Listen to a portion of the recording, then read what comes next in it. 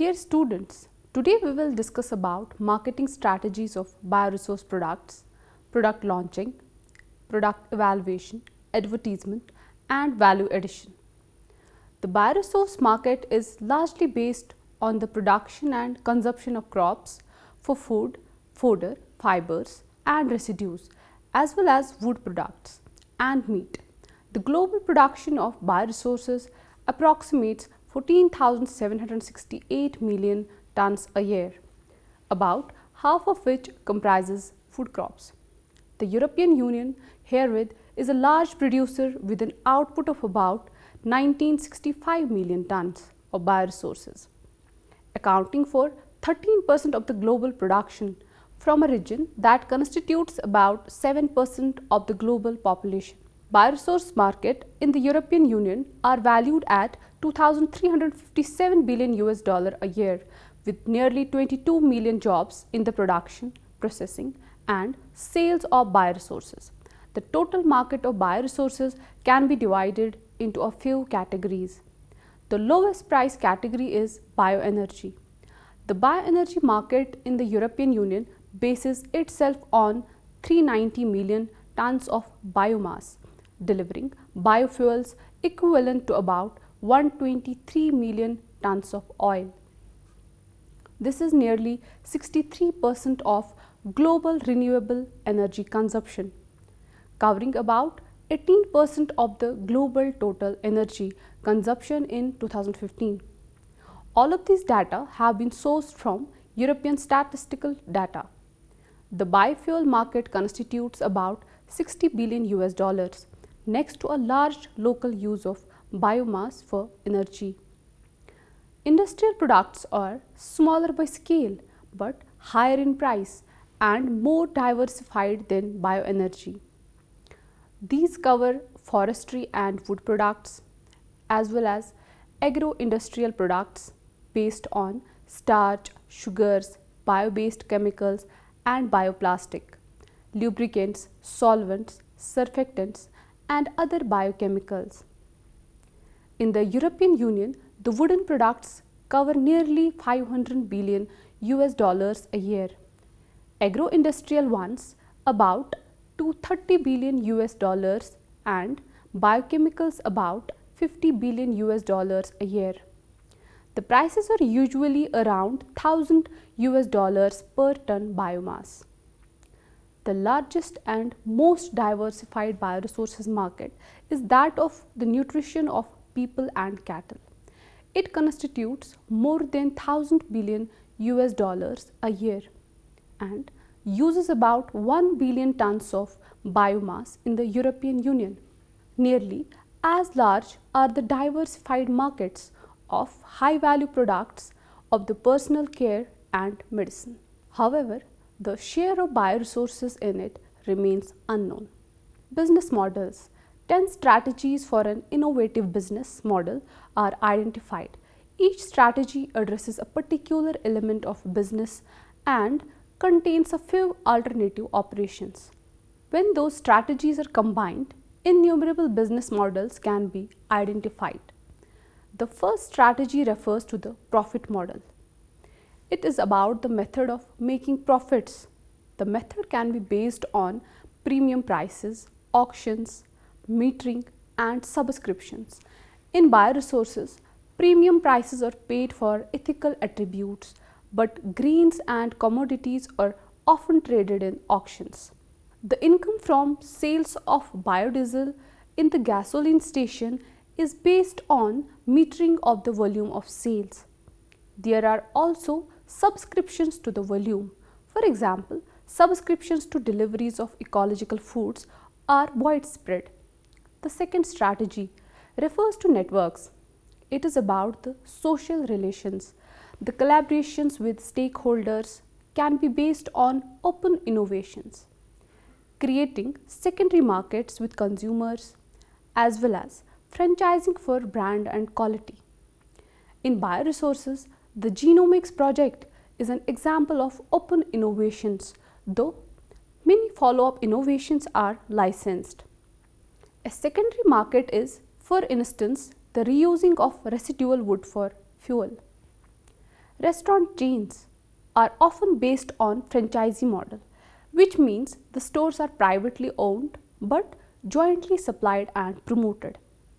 The third strategy refers to the internal structure.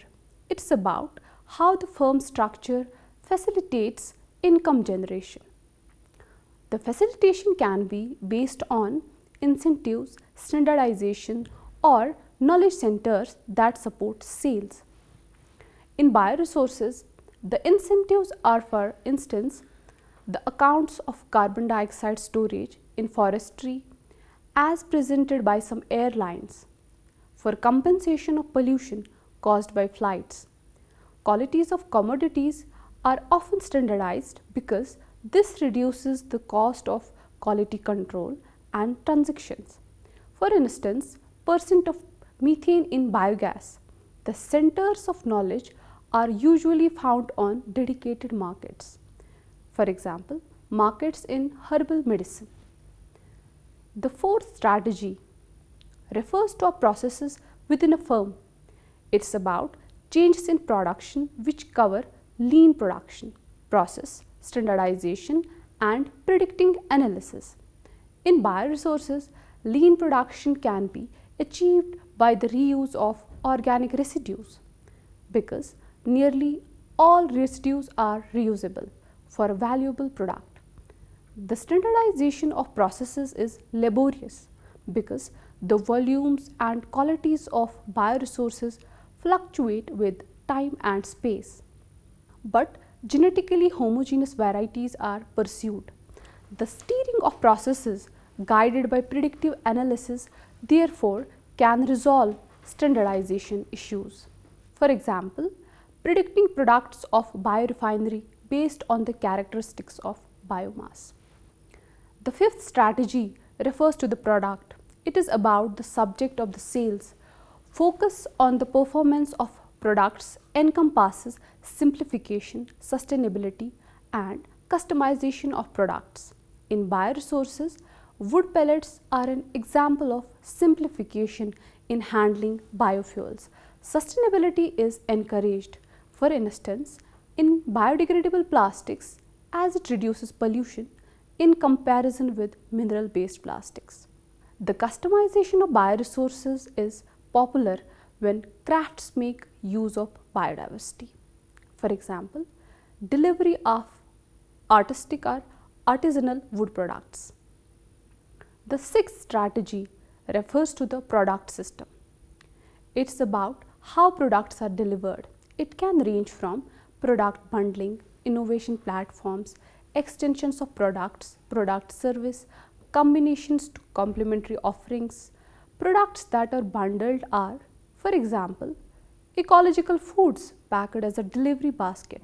The innovation platforms are popularized, for instance, as exchanges of the cooking recipes. Extensions of products are, for instance, repairs of furniture. The product services systems of bioresources are deliveries of ready meals. The seventh strategy addresses services. It is about deliveries of non-tangibles and labor-intensive activities. Services refer to enhancement of product uses, maintenance plans, customer support, information and education, warranties and guarantees. Product uses are enhanced when services explain complex products. For instance, support of personal care products, maintenance of nature resorts, parks, and other common land are typical service strategies that generate income. Customer support in personal care and medicine is conventional, whereas cultural expressions of nature are popular in education. The dedicated markets of bioresources largely depend on reliable warranties and guarantees expressed by labels. The eighth strategy refers to channels. It is about the media used to reach out to customers, such as flagship stores, pop-up stores, direct and indirect sales, and multi-level marketing. The flagships of ecological and fair trade products are widespread in foods, textiles, and toiletries. Pop-up stores with food on the market as well as during events are popular. Most biochemicals and biofuels are sold based on direct marketing, while indirect marketing is linked to institutions that are credible in nature. For instance, products supported by a social organization. Multi-level marketing is linked to outstanding qualities such as regional wines. The ninth strategy refers to branding. It is about the methods of marketing which encompasses offering extensions, creating big ideas, setting values and branding of components. Branding of the bioresource can overcome the hurdle of higher prices. Extensions are, for example, vouchers for the sales of organic foods. Ethical attributes are generally based on the creation of ideas. For instance, a positive idea about vegetarianism and set of values are related to veganism. The branding of components is often linked to approval by the testers of social organizations. The 10th strategy refers to customers' engagement.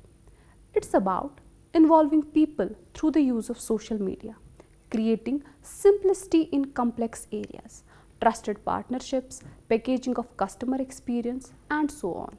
Social media is widely used for voluntary activities related to bioresources. For instance, the cleanup of animals after disasters.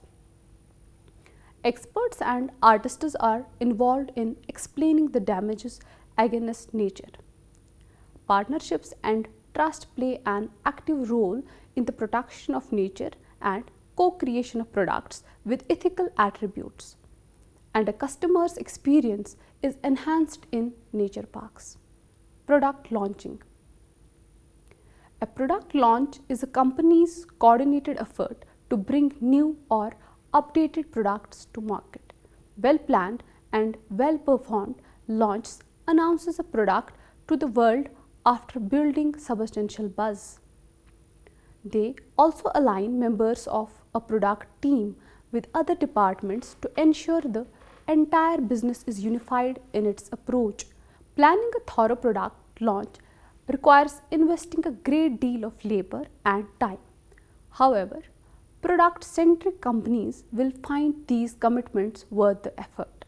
A successful launch can attract the right kind of customers to a new product. This increases the rate of product adoption and allows a company to see a quicker return in their investment in the product's development. A launch can be divided into 3 stages. Planning.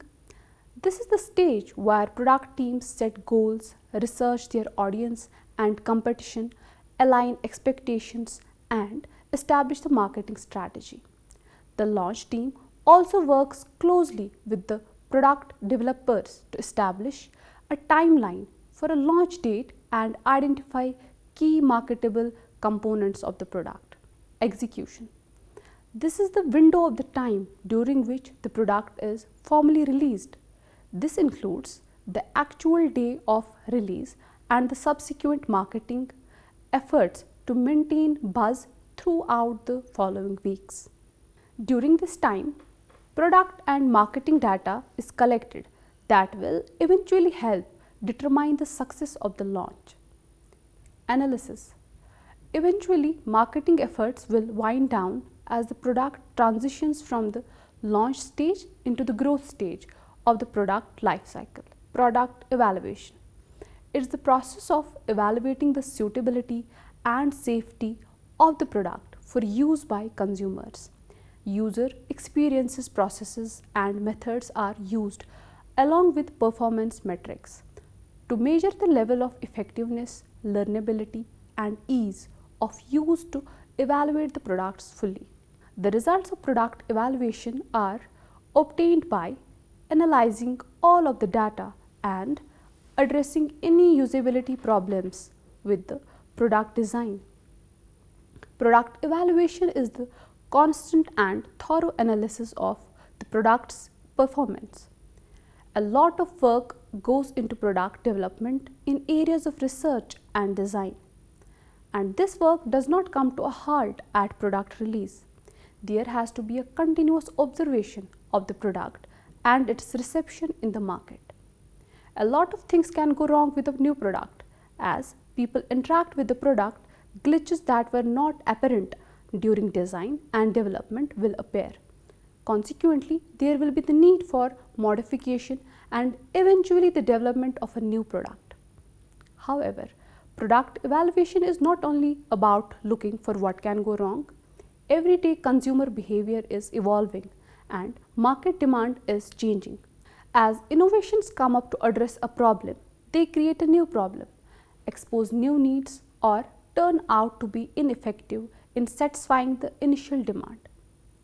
Product advertisement. Advertisement is the most common and famous means of popularizing a product. Through advertising, a manufacturer tries to reach an audience and highlight the positive aspects of a product and how it is beneficial for consumers. In common words, one can say that advertising is the art of informing people of a product or service and its benefits. Product advertisement serves as an introduction to the product and spreads the word about the company. Once the customers are aware of the product, advertising is used to inform customers about its benefits. This will showcase it in the best way and generate a conversation that will increase customer awareness. Another great way of promoting can be advertising to a target audience. This can help establish a better connection between the customer and the company. Although it can be one of the biggest challenges to find and reach a target audience effectively, accomplishing this goal will help drive up the sales and the conversion. Value addition. Value addition of bioresources has manifold interpretation. On one hand, it simply means the direct value addition across the value chain. From the value chain, inputs all the way to outputs. For example, value addition of processing biofuels from forest residue. On the other hand, value addition can look at the issue on a wider perspective. What's the value addition of the value chain, including indirect effects seen, for example, in linked sectors and in the regional or national economy? In order to address this issue, bioeconomy value chains should be benchmarked. Agro-industrial residues at low costs are generated in a considerable amount along the whole chain from harvesting to deep processing. Developing high value added products with these residues instead of costly food materials has been recommended recently, and it is supposed to be of increasing economic importance. However, few processes based on biological means are proved feasible economically at present. Optimizing the methods of pretreating different residues or integrating their pretreatment and the subsequent bioprocesses is capable of making the value-added production more efficient. From another perspective, creating strategies for the recovery of bioactive molecules from agro-industrial residues is the critical to the sustainable development of a bio-based economy. Important biorefinery products. Humans strive and fight for a living since prehistorical ages and using bioresources for their livelihood. With the developments in agriculture and livestock, mankind was able to settle down and securing bioresources became easier and less stressful. The goods exchange between different communities satisfied the necessity of a finished product and created the first market-based models. Further, the development of civilizations led to better utilization of feedstocks and promoting the use of refined materials for future applications. This development also led to the establishment of modern industries, which we can see nowadays, where products are elaborated with pinpoint nutritional values and an abundant number of drugs are discovered for different illnesses, and countless amounts of chemicals useful for various industries are produced. Generally, fermentation is the first choice for residue processing. Value-added bioactive compounds can be produced by fermentation using various microorganisms. The fermentation product becomes a participant in microbial cell metabolism or is extracted under the microorganism's action. Different fermentation routes have been designed to maximize the conversion efficiency of the residues. Aspergillus ibericus has been used in the solid state fermentation of brewer's spent grain, which is a fungus without mycotoxin production and has good performance in hydrolyzing the lignocellulosic matrix of agro-industrial residues. Being rich in xylanase and cellulase, the crude extract can serve as an enzyme supplement to aquafeed given to European sea bass juveniles, Dicentrarchus labrax, thereby playing a promoting role in feed. Biofuels. Various biofuels like bioethanol, biodiesel, biogas, biobutanol, biomethane, biohydrogen, biojet fuels, etc. are the important energy alternatives developed using different biorefining technologies. All the bio-based energy forms are gaining huge momentum in recent years as a sustainable and renewable alternative to the fast depleting fossil fuels. Biopolymers. Polysaccharides are the most abundant macromolecules found naturally in the biosphere. These polymers participate in the constitution of the biomass of living beings, such as starch, cellulose and hemicellulose in plants, and glycogen in animals and cyanobacteria. As observed in plants, the microbiological production of polysaccharides occurs through bacteria, fungi and microalgae, with the generation of products of important biotechnological applications for various sectors such as food, pharmaceutical and chemical, industrial, and it is also contributing to the improved human and animal health. Biosurfactants. The biosurfactants are microbial metabolites with amphipathic structures that have tensoactive, emulsifying and antimicrobial properties. These are considered as versatile compounds because they have numerous functions. Although biosurfactants are more prominently used in the oil industry due to their effects on the bioremediation procedures of contaminated areas in oil spills. Moreover, other segments such as the pharmaceutical and food industries have also been studying and using the biosurfactants extensively. Enzymes. The bioresources like agro-industrial wastes contain various constituents that favor the growth of a wide range of microorganisms, which can produce different enzymes having broad spectrum applications. Such microorganisms include fungi, degrade a variety of biomass into simple substrates by enzymatic degradations. From the last few decades, various enzymes have been produced using bioresources derived substrates, and it mainly includes the production of amylase, which has potential industrial applications. Businesses in bioresources encompass various strategies when they pursue profitability, which depends as much on the attitude of entrepreneurs and culture in companies as they do on a rational deliberation. In bioenergy, businesses address the processing of various plants into biofuels as well as the more laborious processing of different bioresidues, up to complex, innovative biorefineries for bulk chemicals and specialties. Demands for ethical attributes of bioresources are essential for sales because they can compensate for costlier supplies based on bioresources as opposed to mineral resources.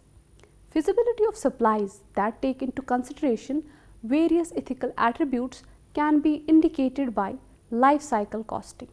In bioresources, many startups are found and various business models are employed for the development of the startups and vested companies in the processing of bioresources. There are many ways forward for entrepreneurship in bioresources. which forge an optimistic perspective for business in bioresources. That was all for today. Hope you found this lecture informative and interesting. Thanks.